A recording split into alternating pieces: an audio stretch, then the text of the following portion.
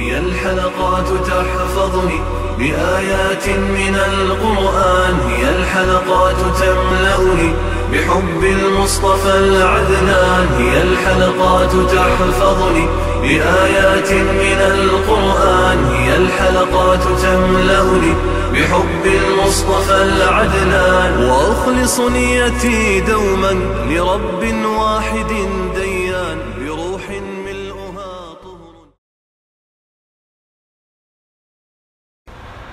Sure Nisa tefsiri 110. ayetin başlap okuyumuz inşallah. Bismillah, elhamdülillah ve salatu ve selamu ala Resulillah ve ala alihi ve sahbihi ve sellem, amma ba'd. Esselamu aleyküm ve rahmetullahi ve berekatuhu. Tövende dehtanlığa İbn Kesir rahimahullah'ın Kur'an-ı Kerim tefsiri Uygurca tercümesi Nisa suresi 110. ayetinden başlap okuyumuz inşallah. Ba'de auzu billahi mineşşeytanirracim. Kimiki birer yamanlık yoki o'ziga birer zulm qilib qo'yib, ondan Allohdan mag'firat talab qilsa, u Allohning mag'firat qilg'uchi nihoyat mehribon ekanligini ko'radi. Kimiki qasdan birer gunoh qilsa, uni o'zining ziyniga qiladi. Ya'ni uning vabolini o'zi tortadi. Alloh hammani bilguchidir, hikmat bilan ish qilguchidir. Kimki bir kichik gunoh yoki bir cho'ng gunoh qilib qo'yib, uni begunoh odamga choplasa, u shu bo'htonini va ochiq bir gunohni o'ziga yuklab olgan bo'ladi.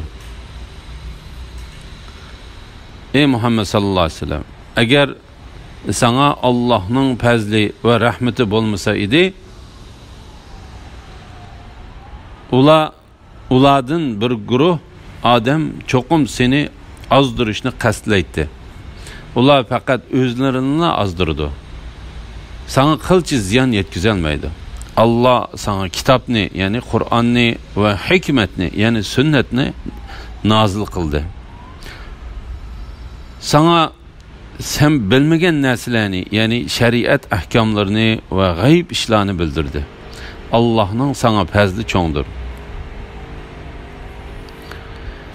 Tavba qilishga va gunohining kechirim qilinishini tilashga rag'batlantirish, gunoh qilgan yoki gunohni boshqalarga do'ngab qo'ygan odamga qilingan ogohlantirish to'g'risida. Alloh taolo mayli qanday gunoh qilgan bo'lsin, gunohidan tavba qilgan kishining tavbasini qabul qildiganligidan xabar berib, mundaq deydi. Kimiki birer yamanlık yoki o'ziga birer zulm qilib qo'yib, ondan Allohdan mag'firat talab qilsa, u Allohning mag'firat qilg'uchi nihoyatda mehribon ekanligini ko'rdi. Bu oyat to'g'risida Ali ibn Abu Talha ibn Abbas radhiyallohu anhumaning mundaq deganligini rivoyat qiladi. Alloh taolo bandalarga o'zining kechiradiganligini, jazo berishga oldirib ketmaydiganligini, sehi rahmetining kengri ekanligini va gunohlarni kechiradiganligini bayon qildi. Har qanday odam kichik yoki cho'ng bo'lsin, bir gunoh qilsa, ondan Alloh taoladan gunohining kechirim qilinishini tilasa, uning gunohlari osmon, zamin va tog'lardan cho'ng bo'lsa-mu, u Alloh taolaning gunohlarni kechirguchi va nihoyat mehribon ekanligini ko'rdi. İmam Ahmad Ali radhiyallohu anhuning mundaq deganligini rivoyat qiladi. Men payg'ambar alayhisalomdan bir narsani anglasam, Alloh taolo menga u narsadan o'zi xohlagan bo'yicha manfaat berdi. Abu Bakr menga payg'ambar alayhisalomning mundaq deganligini rivoyat qilib berdi. Musulmon gunohdan birini qilib qo'yib, ondan tahorat ilib 2 rakat namoz o'qib, Alloh taoladan gunohini kechirib etishini tilasa, Alloh taolo uning gunohini kechirib etadi deb bu 2 oyatni o'qidi. Kimiki birer yamanlık yoki o'ziga birer zulm qilib qo'yib, ondan Allohdan mag'firat talab qilsa, taqvodorlar mag'firat talab qilsa, taqvodorlar yomon bir gunoh qilib qolsa yoki o'zlariga zulm qilsa Allohni yod etadi. Gunohlari uchun mag'firat talab qiladi. Gunohni kechiradigan Allohdan boshqa kim bor?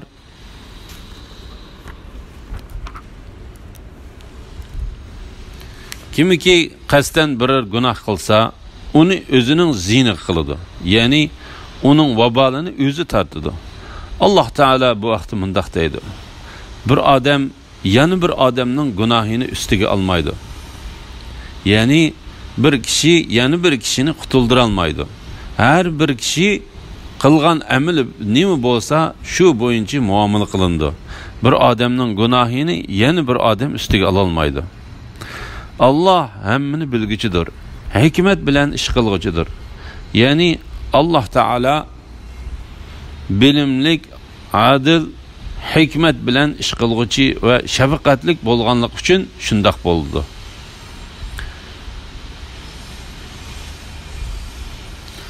Sana sen bilmagan narsalarni, ya'ni shariat ahkomlarini va g'ayb ishlarni bildirdi. Alloh taolo bu vaqtda mundaq deydi. Shuningdek, ya'ni boshqa payg'ambarlarga vahiy qilgandek, amrimiz bo'yicha sana Qur'onni vahiy qildik. Sen vahiydan ilgari Qur'onning va iymonning nima ekanligini o'qimayding. Lekin biz Qur'onni bir nur qildikki, uning bilan bandalarimizdan xohlagan kishilarni hidoyat qilamiz. Shak shubhisizki, sen to'g'ri yo'lga boshlaysan. U osmonlardagi va zimindagi narsalarning hammasi o'z ichiga xos bo'lgan Allohning yo'lidir. Hammasi o'ziga xos bo'lgan Allohning yo'lidir. Bilinglarki, hamma ish Allohga qaytadi. Sen payg'ambar bo'lishdan ilgari Qur'onning sana nozil qilinishini umid qilmagan eding? Sen payg'ambar bo'lishdan ilgari Qur'onning sana nozil bo'lishini umid qilmagan eding. Faqat Robbing rahmat qilib sana uni nozil qildi. Shunga Alloh taolo mundaq deydi. Allohning sana fazli cho'ngdir. Ularning yo'shirin suhbatining to'lisida g'ayriyat yo'qdir. Ularning yo'shirin suhbatining to'lisida xayriyat yo'qdir. Afwan. Ularning yo'shirin suhbatining to'lisida xayriyat yo'qdir. Faqat sadaqaga yoki yaxshilikqa yoki kishilarni aplashtirishga amr qilgan kishilarning yo'shirin suhbati buningdan mustasno. Kimiki u ishlarni Allohning rizoligini tilash yuzidan qiladigan, uningga buyuk ajr ato qilamiz. Kimiki o'ziga mo'jizalar orqali to'g'ri yo'l aniq bo'lgandan keyin payg'ambarga, ya'ni uning amriga muxolifatchilik qiladigan, mu'minlarning yo'lidan g'ayriga ergishadigan, uni o'z yo'liga qo'yib beramiz. Uni oxiratda jahannamga kirgizamiz. Jahannam nima degan yomon joy? Yaxshilik uchun bo'lgan maxfiy so'z to'g'risida. Ularning yo'shirin suhbatining to'lisida xayriyat yo'qdir. Faqat sadaqaga yoki yaxshilikqa yoki kishilarni aplashtirishga amr qilgan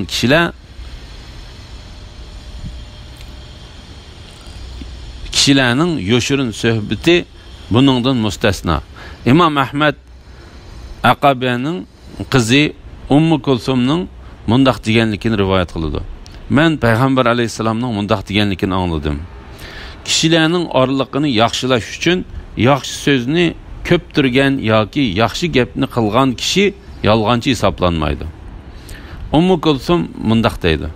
Payg'ambar alayhisolamning tuvandagi 3 ishdan boshqa ishda kishilarning yolg'on aytishiga ruxsat qilganligini anglamadim.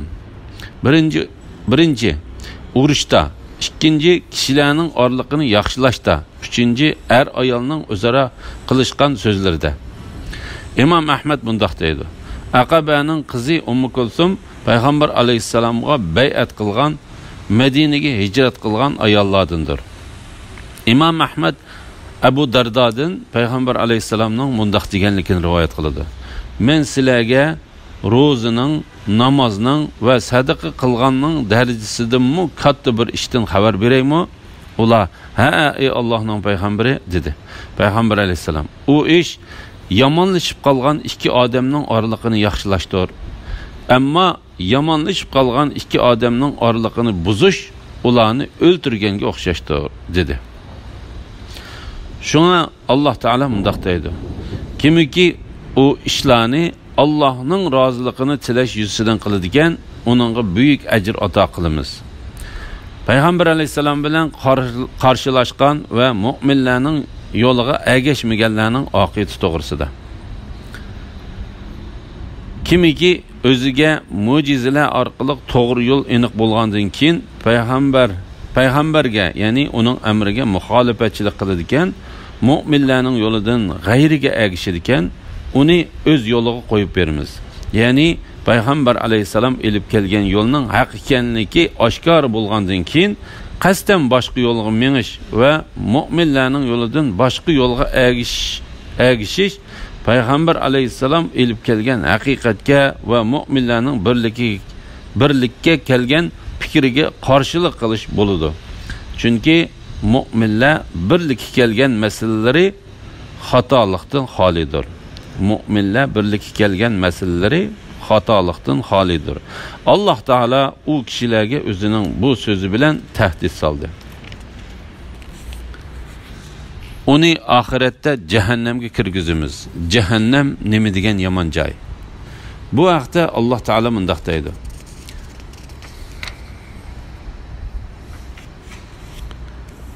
Bu Qur'onni inkar qilganlarni menga qo'yib etgan. Ularni to'ydirmasdan asta-asta halokatga yuzlantiramiz. Ular haqdan burilib ketgandan keyin Allah ularning dillarini hidoyatdan burib etdi. Ularni gumrohliklarida tingirqab yurishga qo'yib etimiz. Ya'ni dovzax uning oxiratdagi o'rni qilindi. Dovzax uning oxiratdagi o'rni qilindi. Chunki to'g'ri yo'ldan chiqib ketgan kishi uchun qiyomat kuni do'zaxdan boshqa bir yerga yo'l tepilmaydi. Alloh taolo bu vaqtda mundaq deydi. Allah farishtalarga aytadi. Zulm qilguvchilarni, ularning mushriklikdagi, kufrlikdagi qayoshlarini va ularning Allohni qo'yib cho'qingan butlarini mashhargohga to'planglar. Ondan ularni do'zaxning yo'liga boshlanglar.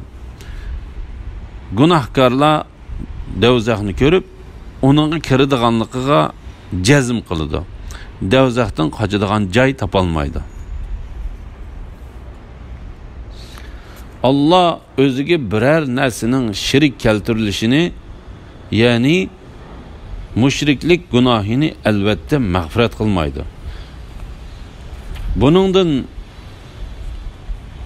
Buningdan boshqani Allah o'zi xohlagan odamga mag'firat qiladi. Kimiki Allohga shirik keltirdi ekan, u haqiqatan qattiq azg'on bo'ladi. Ular, ya'ni mushriklar Allohni qo'yib faqat o'zlari kishi nomlar bilan atib olgan butlarga ibodat qiladi.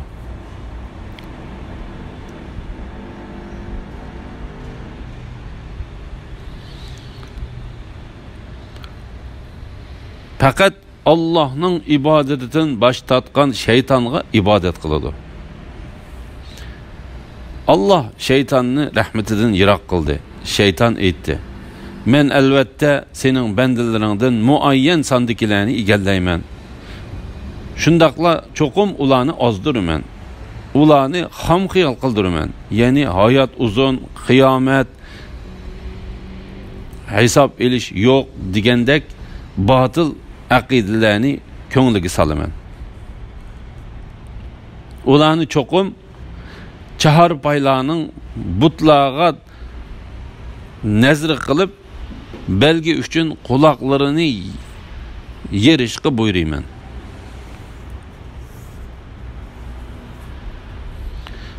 Ularni cho'qim Allohning mahluqotini o'zgartirib etishga, ya'ni qullarni aqti qilish, ularga man o'ydirishga o'xshash ishlarga buyurayman. Kimiki Allohni qo'yib shaytonni do'st tutadigan, u dunyo va oxiratda ochiq ziyon tortgan bo'ladi. Shayton ularga yolg'on va'dalarni beradi va ularni xom xiyolga soladi. Ya'ni amalda ishga oshmaydigan orzularni ko'ngliga soladi. Shayton ularga faqat yolg'onni va'da qiladi. Ayni shularning boradigan joyi jahannamdir. Ular jahannamdan qochadigan joy topolmaydi. İman etgan ve yaxshi amallarni qilganlarni ostidan o'stangla eqib turadigan jannatga kirgizamiz. Ular jannatda mangu qoladi. Allohning va'dasi haqdir. Allohdan rad so'zlik kim bor? Ya'ni Allohdan rad so'zlik hech ahadi bo'lmaydi.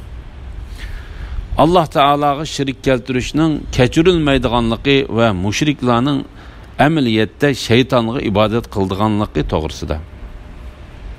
Allah o'ziga biror narsaning shirik keltirishini, ya'ni mushriklik gunohini albatta mag'firat qilmaydi.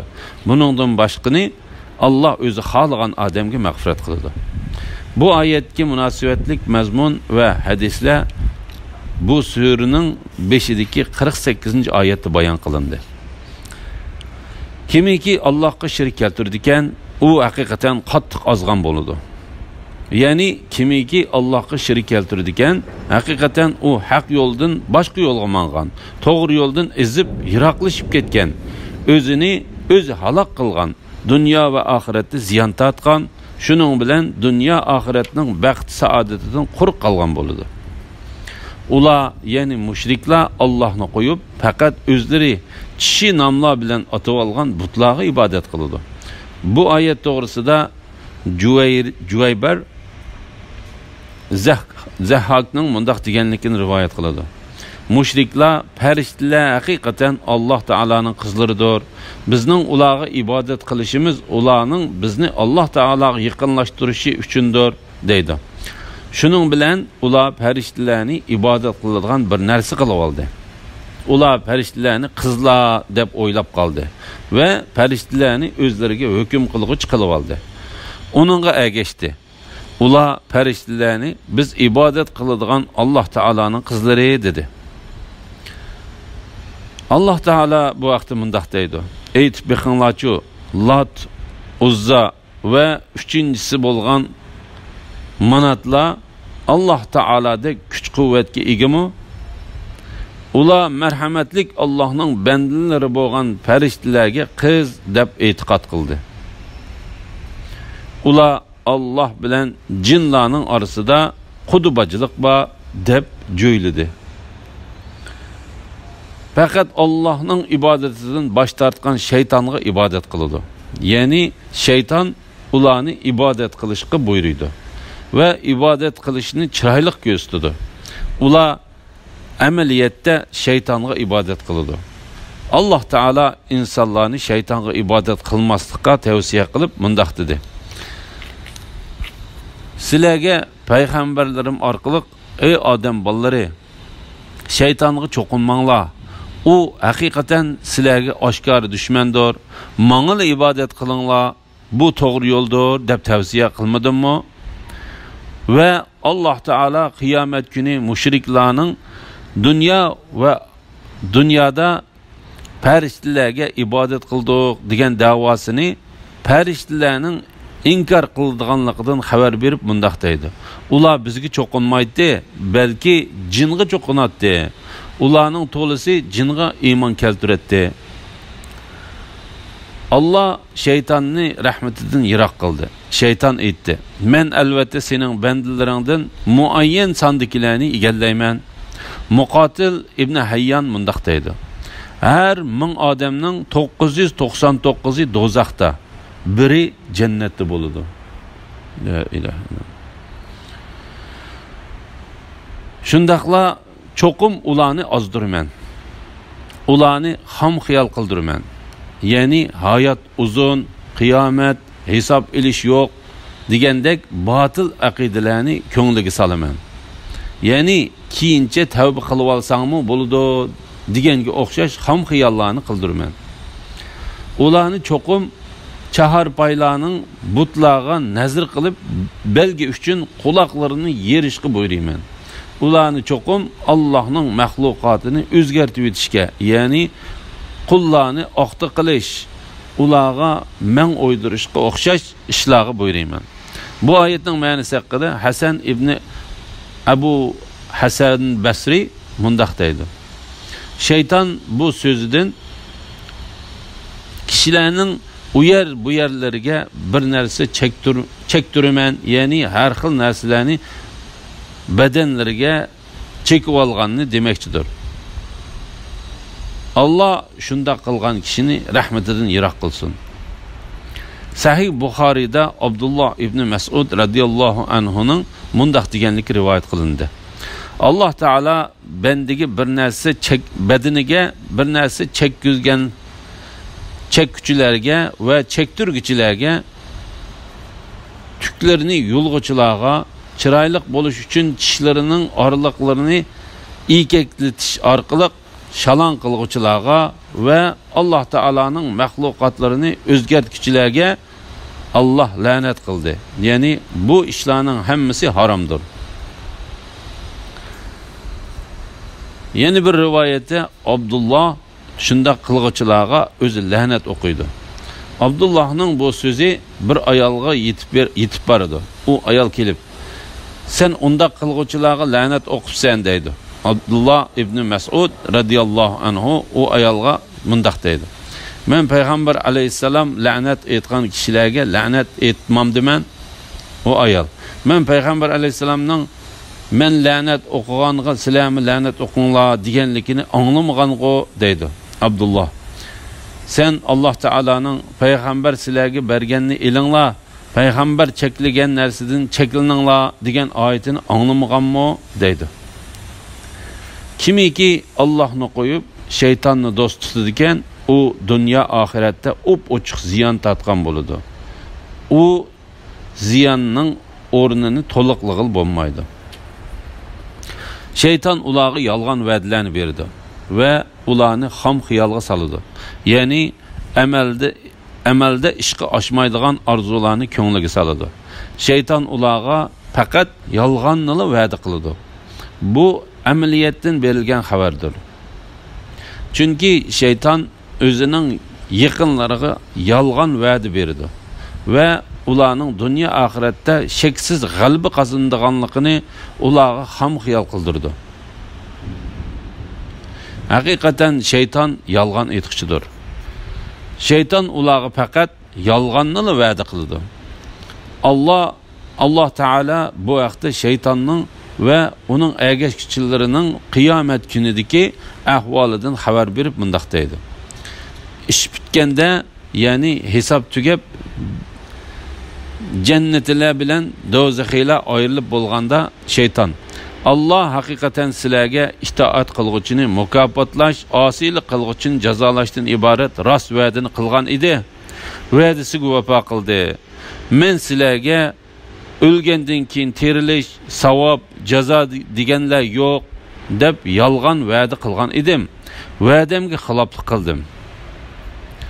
Sizlarga mening kufrga, gunohga, zulm, zo'rlig'idek hukmronligim bo'lg'ini yo'q. Men sizlarga faqat gumrohlikqa da'vat qildim. Men sizlarni faqat gumroh qila da'vat qildim. Sizlar da'vatimni qabul qildinglar. Shuning uchun meni ayblamanglar. O'zinglarni ayblanglar. Men sizlarga yordam berib, sizlarni qutqizolmayman. Sizlarmi menga yordam berib, meni qutqizolmaysizlar. Men sizlarning burun meni Allohga ibodatda shirk qilganliklarini e'tirof qilmayman. Shubhisizki zolimlar cho'qim qattiq azobga duchor bo'ladi deydi. Ayni shularning boradigan joyi jahannamdir. Ular jahannamda qochadigan joy topolmaydi. Ular jahannamdan qochadigan joy topolmaydi. Mu'minlarning mukofoti to'g'risida Alloh taolo baxtlik, yaxshi kishilarning ahvolini va ularga oxiratda beriladigan iltifotlarini bayon qilib mundaq deydi: "Iymon etgan va yaxshi amallarni qilganlarni ostidan o'stanglar iqib turadigan jannatga kirgizamiz. Ya'ni ular chin dillari bilan ishondi. Buyurilgan yaxshiliklarga bütün vücudu bilan amal qildi. Cheklangan yomon ishlardan yondi. Ular jannati mangu qoladi. Allah'ның va'disi haqdir. Allah'tan mı rast sözlük kim var? Yani Allah'tan mı rast sözlük hiç ahadi olmaydı. Yani sözüde ve haber verişte Allah Teala'dan rastçıl zat yok. Onundan başka ibadetke layık zat yok.